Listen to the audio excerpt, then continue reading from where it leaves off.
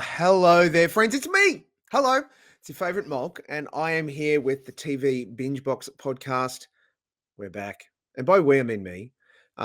Big love to Brookie and to Joe and to Dan, who I still hold a very dear place in my heart, but they are far too important, far too busy to be involved in these shenanigans. Before we start, I'd like to acknowledge that I'm coming to you from the land of the Dark and Jung mob. And I want to pay my respects to their elders, their leaders, past and present, and acknowledge their emerging leaders. And note that sovereignty was never ceded, that we live on stolen land. Wow, what a huge TV binge box we've got. Friends, season 4, would you believe? We're back for season 4. I've got 4 huge shows tonight that I would love to share with you. And and have my light turn off for some reason, because I think it's just decided to finally die. Well, that sucks. We're live, which is why all of this makes even less sense, particularly if you're listening to it after the fact. We're going live every Tuesday night at 8 p.m. You'll be able to watch the TV Bingebox podcast on any number of places. As it turns out, we are streaming right now to the TV Black Box YouTube channel, the TV Black Box Facebook page, the TV Black Box Instagram account, and the TV Bingebox Instagram account, which has about 100 people. And I think if I've got it right, we're also running live on like TV Black Box and my old Twitter, if anybody's there. Hello. And of course, if you're listening to this after the fact, so glad you tuned in and decided to download it and have a listen to the TV Bingebox podcast. I've so much business to get through, so much to tell you about, so much things to do. Yes, there's even going to be UPMOLKs and DOWNMOLKs. All right, amazing. All of my socials are available on my link tree. That's linktr.ee/Steve Molk, where you can find out all of the things if you're not already following me. I mean, at this point, if you're not, I don't know how you found this. Congratulations and welcome for those who did. I cannot muck around. The first things I want to tell you is that this is a community where it is safe for you to love the things you love. Now, if you disagree with me on shows that I'm talking about and say, Molk, you rubbish, that's a great show. Or Molk, it's rubbish, it's a horrible show. Cool, right? If you love it, lean into it. That's my absolute encouragement in the midst of all of this. Don't let me or anybody else tell you what you can't love. Just love it. Just get into it big time. If you are someone that agrees with me, throw it in the chat, however you're watching.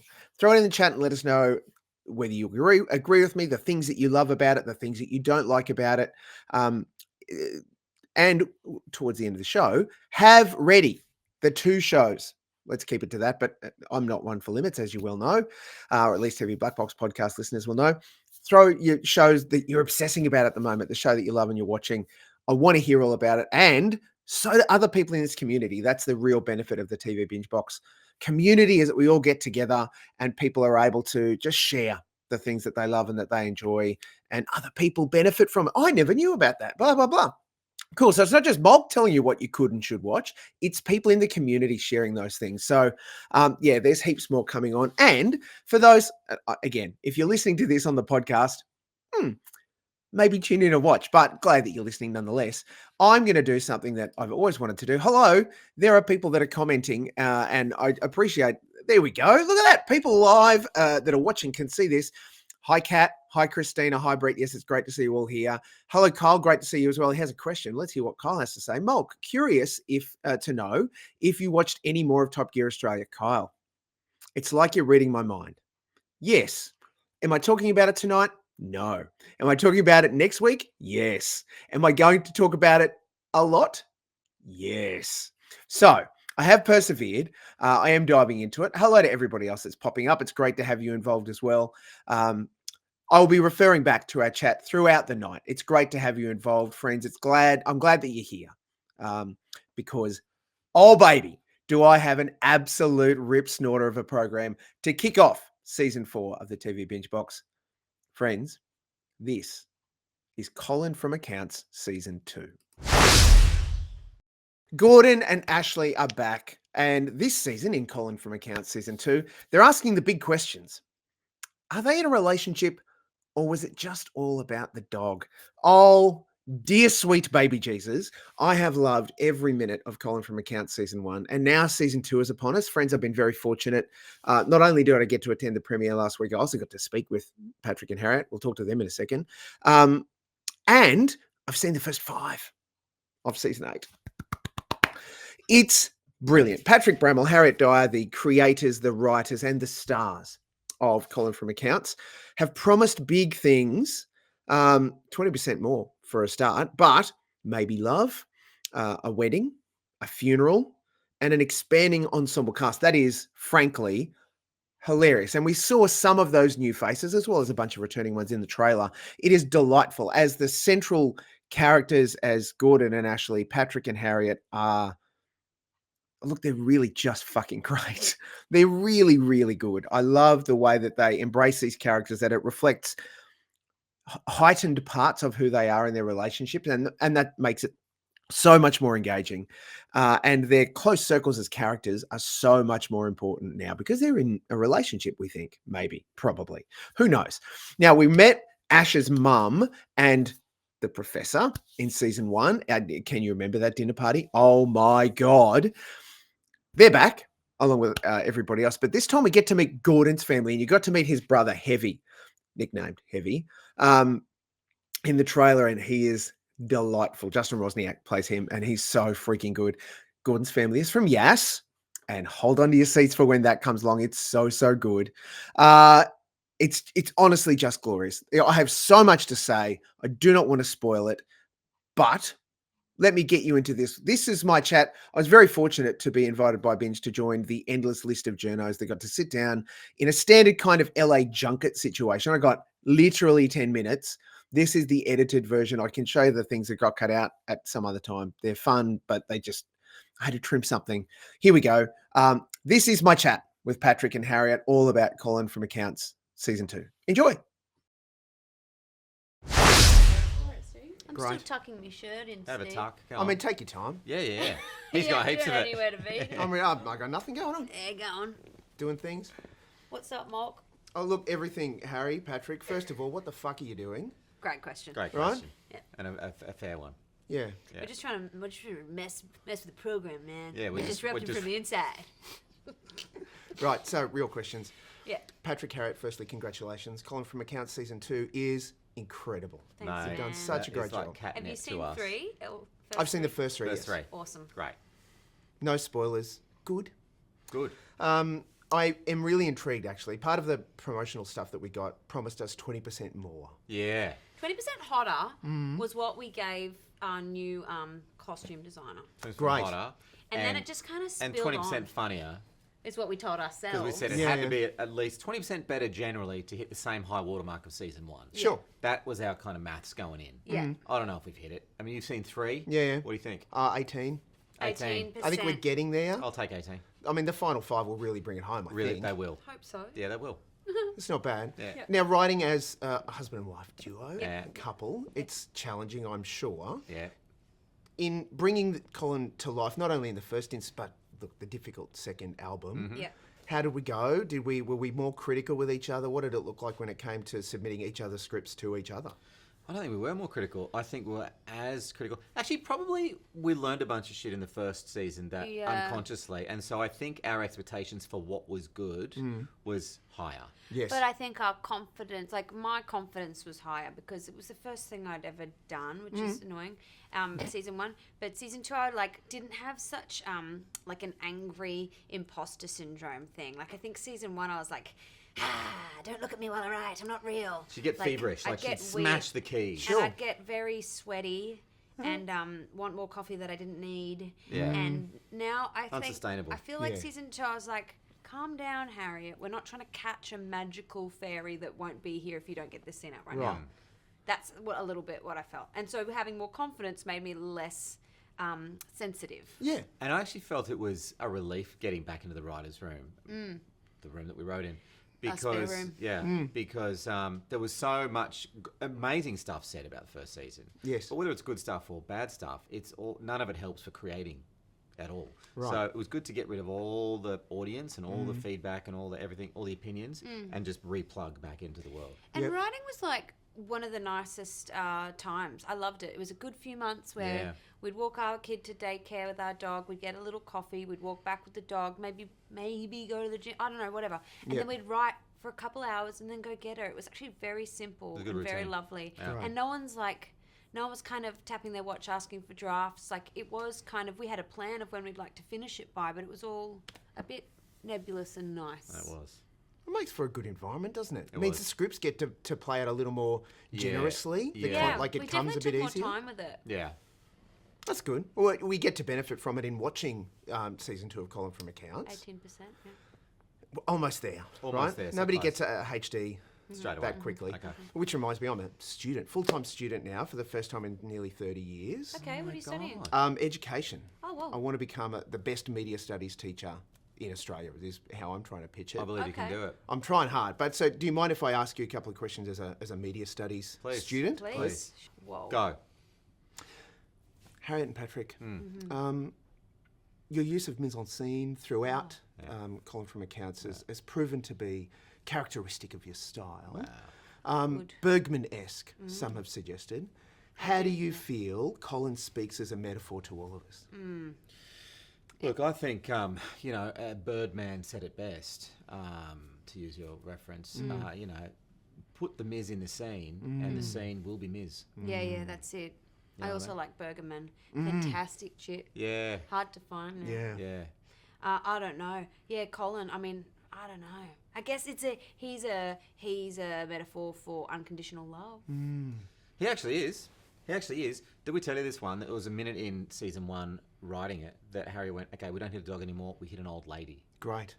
For real. Because I was lost. And there was 2 days we were like, it's an old lady. And we told our producers, and they were like, shit, okay, if you we trust you guys. And then after 2 days, we're like, no, that's stupid. It's got to be a dog because it's about us too. And the dog acts as. And then you have to give her lines and stuff. Yeah. That's true. And you can't adopt a grandma.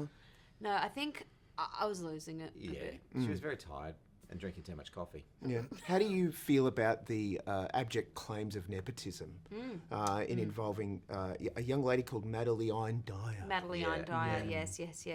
She is my biological sister. Yeah. Yeah. She did direct Ep 6 and Ep 4 last season. The claims are grounded, and we'll cop to them. Paddy only got a job in this because he's married to me. So nepotism, it starts from the top, man. Yeah, the casting couch is really evident. It's this, you're on it. You're on it right now. Guess that's awkward. Yeah. Didn't used to be this colour green. Oh. The returning ensemble cast, fabulous. I mean, good. So great to have. I mean, even just the likes of Genevieve and Emma, and like the Echo Park crew. Let's bring that back, besties and the rest. The families we get some development on. Of course, Ashley's mother and professor return. That's delightful. But this year we get to meet Gordon's family. Yeah. Gosh, like Justin Rozniak plays Heavy. He so shows great. Up in Ep 3. You've seen him. You'll see him again in Ep 6, and we meet the rest of Gordon's family. Yep. Celeste Barber's in there. Yep. She plays his wife. John Howard plays my dad. Lynn Yep. Portis, my mum. Yep. We've got some brilliant ensemble players this season.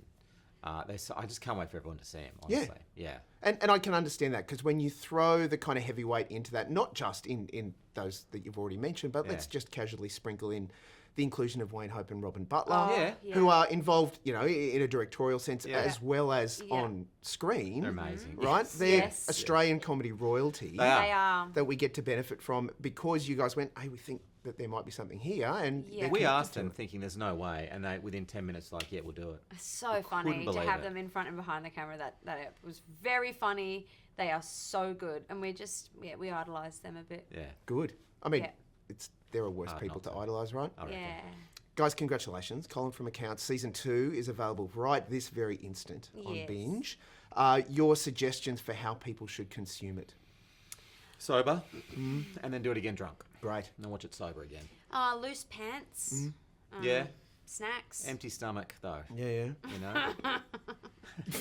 Tissues nearby. Very much so. Whatever you want. Yeah, whatever you need. Just get what you need. I don't know. They're doing it like a 1, 2, 2, 2, 1. Yeah, you can't. Are they? I weird. thought they're just dropping it one a week. No. Anyway, you can't eat it all at once this time. You've got to pace yourself. Great. Do it, Australia. Pace yourself. It's the story we needed to hear. Yeah. Yes, it is. Thank you. How great are Patrick and Harriet? Honestly, just so much fun. I could have honestly talked to them for an hour and it would have, that in itself was nearly 8 minutes. So super fun. Look, the cast, Patrick and Harriet obviously are back. Genevieve Hegney, Emma Harvie, Michael Logo, Annie Maynard as Yvette the Vet. Glorious. Helen Thomson as Ashley's mum, and of course Darren Gilshenan as the professor. Fuck hell, it's just so good, so good. And then, as you heard in the conversation, Wayne Hope and Robin Butler are joining it, and then add in John Howard and Lynn Porteous, who play Flash Gordon's parents. Justin Rozniak, Celeste Barber, the incredible Virginia Gay, Broden Kelly, who you would have seen in the trailer, and a special friend, no spoilers, pops up in season 8, but fans of No Activity might remember who they are. Check it out. Look, it is incredible. Season 1 is available in full on Binge. Season 2, actually, I was going to go for a prop. I've got a prop. Binge sent out this amazing thing. I haven't tested it yet, so it's my error. Season 1, Colin from Accounts, ta-da, right? And it's a thing called Scene Sense. And when you open it up, it's hilarious. 8 episodes. There are 4 candles. The whole idea is that they add to the atmosphere of you watching it at home. So you light candle 1 when you start episode 1, and it burns for 2 episodes. You watch episode 1 and 2, and it burns all the way down, and you get these aromas and accents in the air. I don't know if it's fucking going to work. I'm going to give it a red or go. But Scene Sense, amazing. That's for season 1. I don't know how easily you can get them. I was very fortunate to get a set. But season 2 episode 1 is available right now on Binge. And as Harriet correctly said, it's dropping 1, 2, 2, 2, 1. So this week, you'll get episodes 2 and 3. They're delightful. And the rest will continue on. It's super, super nice. It's so fun. Colin from Accounts season 2. There are 8 episodes in that 1, 2, 2. They're dropping weekly-ish every week, but there's a different amount on Thursdays, and they are streaming right now on Binge. And that's exactly what you want to be watching it on. It's great. I love it. I love them. It is super fun. How good is Aussie comedy when we nail it like Colin from Accounts? So bloody good. That's how it is. How hard is it to press buttons, Mark? Seriously. After a couple of successful seasons in the Porsche Carrera Cup in 2013 and 14, Renee Gracie stepped up to the Supercars in 2015 with Paul Morris Racing and was one half of an all-ladies driving team in the Bathurst 1000 that year. They didn't go super well, but they did finish. Her career petered out somewhat after that, finishing up in 2017. In 2019, she established herself as an OnlyFans creator, generating thousands of dollars a month for her adult-themed entertainment. In 2023, Renee returned to racing in the GT World Challenge Australia and attempted to get a wildcard entry into the Supercars Bathurst 1000 that year. She was not granted a license by Supercars. Friends, that's the most interesting parts of that doco in less than 2 minutes, and the thing is fucking 90 minutes long. Blech. Do not waste your time on this red hot mess. Here's some of the challenges, right? I understand there will be a million reasons for it, but let's just go in early.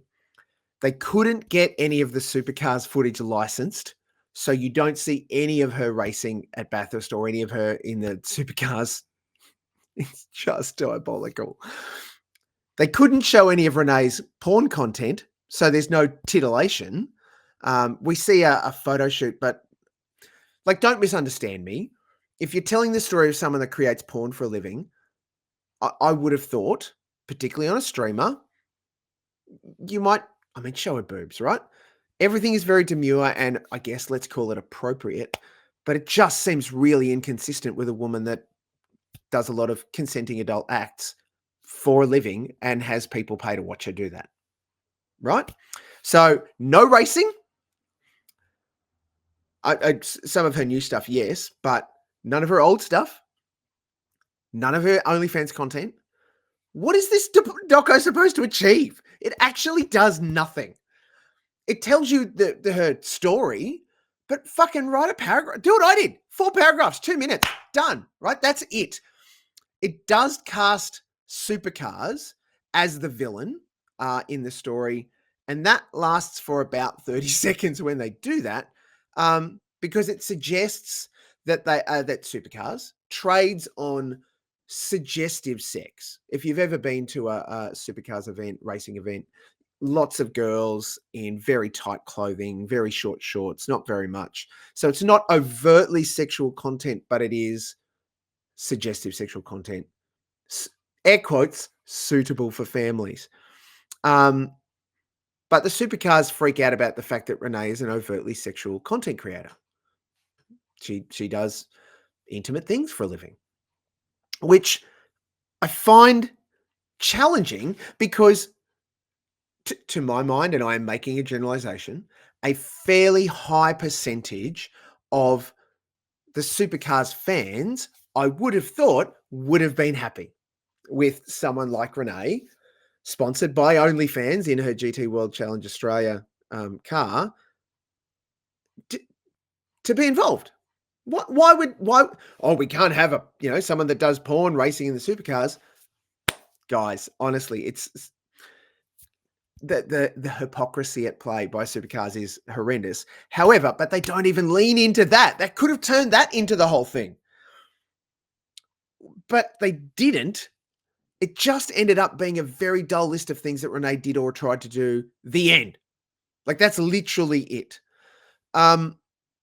Look, a fair question from Clint here. He's just thrown this into the chat. Is it worth watching if you are a supercars fan, or is it a red flag race is declared situation? Clint, as I've just said, if you wanted to see actually any supercars footage, this is the wrong doco. They couldn't get any licensed footage to show you. They could show some of the press footage around it, but none of her actually doing any racing. They could show some of her racing in her most recent attempt to get into it, but it's like so little of the racing that it's actually not a thing. It's not a thing. Obviously, it stars Renee Gracie. She is the central character in this. It's directed by two women, Frances Elliott and Samantha Marlowe, that have some runs on the board, at least in short doco stuff. This is their first feature, as best I could tell. Look, there's so much about this that hurts. It needed, for mine, at least 2 more very long producer meetings and a whole bunch of reshoots for this to even pass muster. It feels inadequate. Like they didn't actually know what story they wanted to tell by the time they got to telling you the story about 75 minutes in. The other thing is, and this is persnickety, so bear with me, the Fireproof, it's called Revealed, part of Stan's documentary Revealed series, Renee Gracie, Fireproof. The Fireproof tag makes no sense. She was never in an accident that had her or her car on fire. And if they're using it to suggest it's a metaphorical fire, that's a pretty long bow. If it's that she's too hot to handle, that doesn't mean she's on fire. She could just be hot. Fireproof? I mean, you could have called it Renee Gracie Tits Out for the Boys and been a whole lot closer to what this thing actually is about. There's barely a double entendre to lean on. If you wanted to watch, Revealed, Renee Gracie, Fireproof, is 90 minutes long, 90 very long minutes long, and it is available now on Stan. I can't. I mean, you be the judge. There's no moral judgment in this, just by the way. If she wants to make it content, that is absolutely her right and her privilege and her opportunity. And if people want to pay her for it, amazing. Oh, Jesus. Anyway, let's cleanse the palate and move on to something that is honestly far more delightful. This is honestly delightful. When a world-renowned British children's author and his illustrator wife have their Australian book signing tour upended because he gets cancelled for retweeting a neo-Nazi, to quote him, sometimes even bad people can make good points. It looks grim for Julian and Ingrid Hartswood and their new book, big bear in space. It only gets more complicated when Austin, who has autistic spectrum condition, introduces himself at a signing and claims to be Julian's son, as we saw in the trailer. Oh, and just based on Austin's age, it looks like he was conceived not long after Julian and Ingrid started dating. Uma. Oh, I have loved all of the episodes of Austin that I've seen. I've seen the first 3. Michael Theo, who you might recognize from Love on the Spectrum, and wanting to be an actor, is our central Austin. He's our guy. And so on one hand, phenomenal that we've got an actor with autistic spectrum disorder playing a character with autistic spectrum disorder and doing a really good job of it. It is funny in all the right places. Austin, the character, he's not the punchline, if that makes sense. He's a part of the comedy. He's in on the jokes, but it's not like make fun of the disabled guy, right? Like it is glorious and inclusive and welcoming. And if anything, we make a lot of fun of Brits who are far too up themselves. You know, that's where we get to meet Julian, of course, even Ingrid a little bit, but that's just sort of around the side. The cast is incredible. Joining Michael is Ben Miller, who plays his dad, Julian, who's also been in Paddington and Death in Paradise. Sally Phillips is Ingrid look, honestly, she's in heaps of things, but I'm Alan Partridge. Miranda, she was in Veep as well. Gia Carides, if you do not mind, plays Austin's mum. She's been in Big Fat Greek Wedding, I think 2 and 3 probably. Strictly Ballroom, if you can remember that far back. And then playing his grandfather, Roy Billing. And when I went to write down what has he been in, I just wrote, everything. Roy Billing has been in everything. And that's because he's so great. So great. I absolutely loved every part of it. And just a quick shout out to Scooter Wellborn, who I know was, I think, one of the ADs shooting for this. Congratulations, mate. Phenomenal effort. The writers include Carla Ellis and Adam Zwar, who I love and got to chat with at the Colin from Accounts premiere. He and his wonderful wife Amanda were there. They've nailed it. They've nailed it with the tone. Michael even gets a Guernsey as a script consultant, obviously bringing, to the party his experience with autistic spectrum disorder condition and what that looks like. So super smart, right? And another little Colin crossover, directed by Madeline Dyer, sister of Harriet. It's filmed in Canberra. As you can see, there's lots of great Canberra stuff, and in the UK. And I can tell you nothing more than it is glorious and absolutely worth every minute that you want to pour into it. And it doesn't labor. It doesn't overstay its welcome. 30-minute episodes, right? It's kicking off this Sunday night, paired with the new season of Spicks and Specks. So Spicks and Specks will drop at 7:30. Austin runs at 8. And once the first episode is aired, all 8 episodes will be available on ABC iView for you to binge at your pleasure, or just watch it week to week. I say it's because it's a half hour. It's really easy to watch. It's really easy to just sit down and be consumed by this world. There is a lot of exposition warning, a lot of exposition that happens in the first episode because they've got to set everything up. And again, I don't think it overstays its welcome. It does a really good job. And full props to Madeline as director and to Michael in his performance as Austin. It's fucking great. And congratulations to Ben, who's the co-creator of this series. Brilliant, right? There's just so much to love about it. It's so good. And when we're getting so little Australian drama / comedy on free-to-air television, commercial or even government like the ABC or SBS, dive in, support it, watch it. iView or broadcast, certainly iView is going to give them the best figures, but however you watch it, just watch it. Like I'm at the point where I'm saying, even if you don't like it, log into iView, press play on the first episode and go and do something else for 4 hours. Let them think that you've watched, but you'll want to watch it. It's so good. Anyway, Austin, the first season, 8 episodes. It's so delightful. It starts this Sunday, the 9th of June, 8 p.m. on ABC, or you can flick over and watch all of it on ABC iView. So you don't have to wait. That's the glorious thing. Now, this one I know has been around for a while, but I think you'll want to watch it. Wiki is a crime scene cleaner, and when the detectives are done, he moves in armed with his bleach and scrubbing brushes. His job brings him into contact with the strangest people, those who knew the victims and sometimes even the killers themselves. But because he's a chatty man, tends to gossip rather more than he cleans. Eagle-eyed viewers will note that Wiki is Greg Davies, our very first original Taskmaster, and still running strong in the big chair in the UK series. Up to season 17, by the way, they've just finished. Season 18 coming. There have been 2 seasons of The Cleaner made.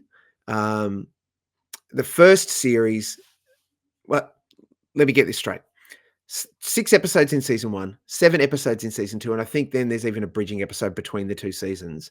All of it is available on BritBox. If you have access to BritBox, both seasons are all there. Everything is there. If not, then the brand newly rebadged ABC Entertains, it used to be called ABC Me, ABC Entertains, Channel 23, starting tonight, Tuesday, June 4 at 8:30, you've just missed it, is dropping season 1.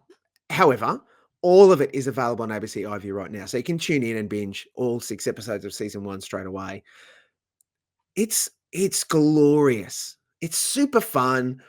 It's not the pompous Greg Davies that we know from Taskmaster, which is great, right? It's good acting. It's just smart. There really is a who's who of British sort of comedic royalty sort of pop up in it, as you would see in some of the trailer. And not just comedic royalty, please. First episode, Helena Bonham freaking Carter. Like Jeepers Creepers. So good, very funny, great situations. But add in David Mitchell, Roshan Konati, Asim Chowdhury. And that's just season 1, friends. So delightful. This is, and Zita Sattar is in most of the season as a police constable that Wiki has to deal with. Yeah, it's glorious. It's not new. I think this season's been around for about 4 years now. But it's definitely worth playing along with and enjoying and having fun with. If you are a fan of Greg in Taskmaster or even Greg's stand-up, and he's very funny in his stand-up, you'll enjoy him. It's just Greg in a different situation, but he's proper acting. And it makes it delightful, and it makes it entertaining, and it makes it engaging. And The Cleaner, season 1, ABC Entertains and iView and BritBox, if you want to get involved in it right now. So good. Oh, friends, we're nearly there. Thank you for joining in. I'm so glad that so many of you are watching live across all of the different places, YouTube, Facebook. Hopefully Instagram is working. I'll find out later. Thank you for playing along. For those that are watching on YouTube and Facebook, of course, you get to comment. I get to include you like this, friends. Woo! For those who are watching live, I'm actually, tongue not good, actually showing the comments up on the screen. So as you type them, they'll appear there. And there is some good stuff that I wanted to throw into this. Somebody dropped, Anthony Ashton said he likes Billy Piper. Yep, that's totally fair. Billy Piper's worth liking. There's been some good people acknowledging they do or don't like things that I've said. And look, well done. Friends, this is your warm-up. We're about to step into the up and down mulks. So it would be great if you wanted to start firing up your fingers and letting us know the show that you are obsessing over. Let's just start with things that you love this week. What is the one show that you have to be watching as soon as it happens or as soon as it drops or whenever it's on? We want to get into that. I'll bring this back up afterwards, but right now we're going to go into this week's up mulks and down mulks. Oh my freaking goodness. And how good is this? I got to tell you, completely nerding out for a moment, the software that I use, fuck it, they're not going to care and no one's sponsoring me, but Restream is what I use to deliver all of this. It's just delivered this whole new studio interface, which allows me to set up interfaces that do this sort of thing. It's the freaking best. I love it, love it, love it. Anyway, trying to stick to the same rules. This week's up mulks and down mulks. First of all, Taskmaster season 17, the UK version, just finished on Binge. It's super fun, surprising. You can see the cast here with little Alex Horne and Taskmaster Greg. Nick Mohammed was just a standout. But I Like, I knew probably 2 of the cast, and I love all of the cast now. Like, I'm now searching out stuff that they're in to try and find it out. The result, Taskmaster season 17 UK version, absolutely massive UPMOLK. Just do it. Just make sure you've got your binge subscription, which you should have because of Colin from Accounts. Anyway, the second UPMOLK, DOWNMOLK we're going to talk about this week, Alone Australia season 2 has just finished on SBS, so it's available in full on SBS On Demand. I'm not going to spoil and tell you who won, other than saying it's one of these people on the screen. It was filmed in New Zealand, not in Australia, which made it very, very cold and far more challenging than I think that they were expecting, as in the participants when they went there. The winner went for nearly, I think, just over 60 days, 2 human months in this very frosty, freezing part of very southern part of New Zealand. It gets a massive UPMOLK from me. SBS killed it. Absolutely killed it again. Next one, Hollywood Con Queen. This is on Apple TV Plus. It is available in full. It's a 3-part documentary about, look, it's available. It's a recent sort of pop-up about a person that was, what do you call it? Pretending to be some really powerful Hollywood women, including Wendy Deng, former, I think, number 4 wife? Number 3 wife of Rupert Murdoch, number 4 ex-wife. Whatever. And would suck creatives and people into their web and get them to do all sorts of crazy things and rip them off for thousands of dollars. They find and reveal, and it's available in the public sphere. You can find out who it is. This person that pretends to be these people, the con artist. Unfortunately, massive downmolk from me because I just felt they labored the point too much. What they did in 3, they could have done in 2. I understand maybe they stretched it out or whatever, but it just didn't. Most of the final episode is the documentary maker having a series of Zoom FaceTime conversations with the person at the center of this. And I just didn't find it as compelling as I think they wanted me to. Your mileage may vary. Hollywood Con Queen, Apple TV Plus, 3 episodes. Get into it. Perfect timing, Clint.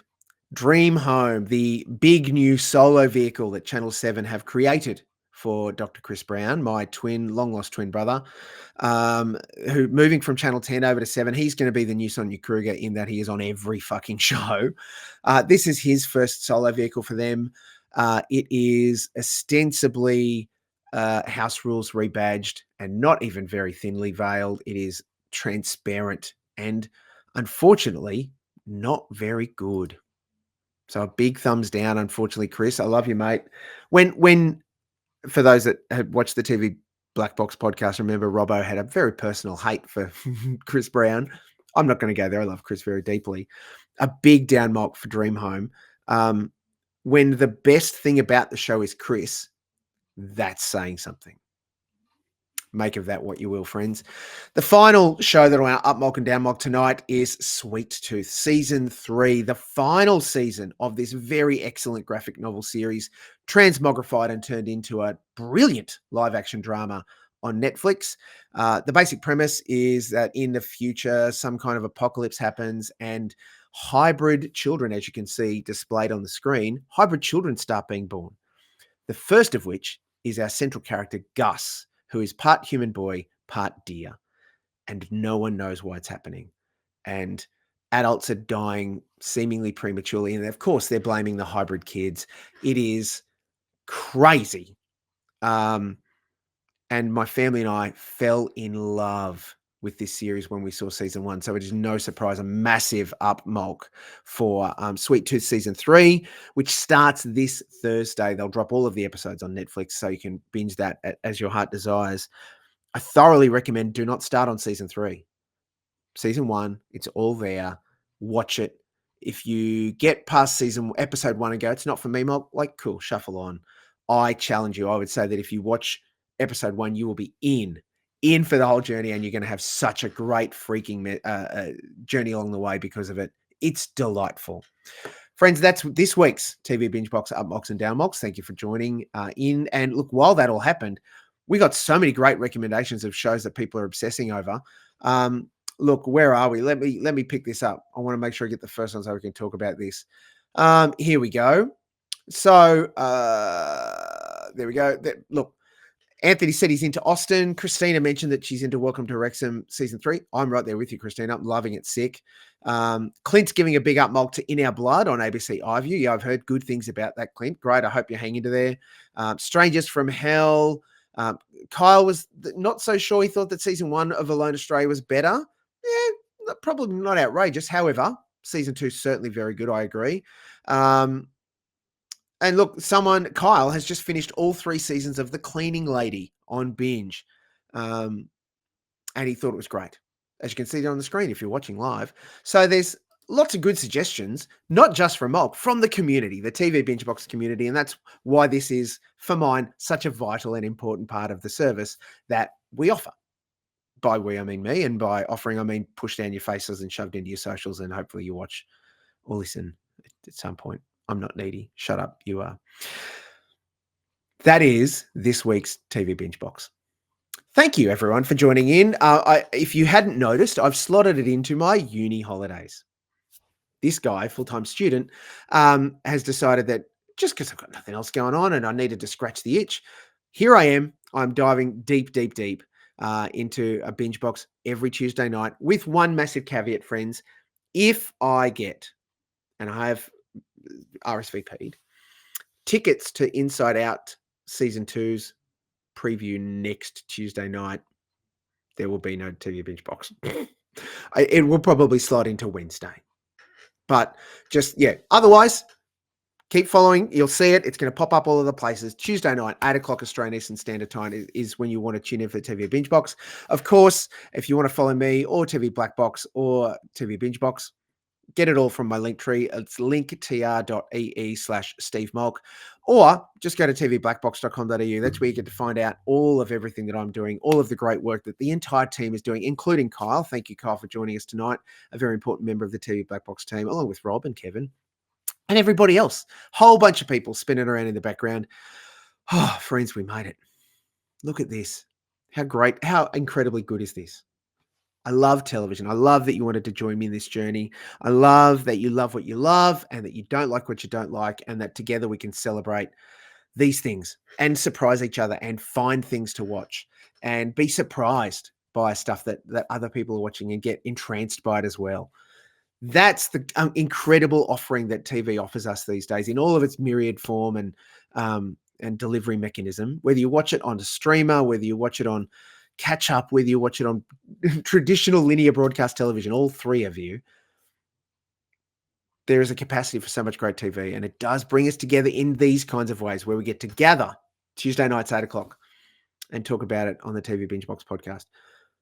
I'd love to know what you think. This is obviously me ranting for an hour. I'd love to know whether you've enjoyed it, what you thought of the interface stuff that I've been tricking you up with and making you do all pretty things, what you thought of my interview with Patrick and Harriet. I'm hoping to get a few more in the can so that I can share them as a part of the series. And I'm umming and ahhing about whether I introduce special guests, come and join me and talk about the show that they love. Because it might be a bit hard work. If I'm talking about 4 shows and they've only watched 1, it could be difficult. I don't want to make it awkward for them. I'd love to be more welcoming and generous, as those of you who know, watch and know me from the Black Box and other binge boxes. I'm a nice guy generally, and so I don't want to make anybody feel awkward. Anyway, that's enough about me.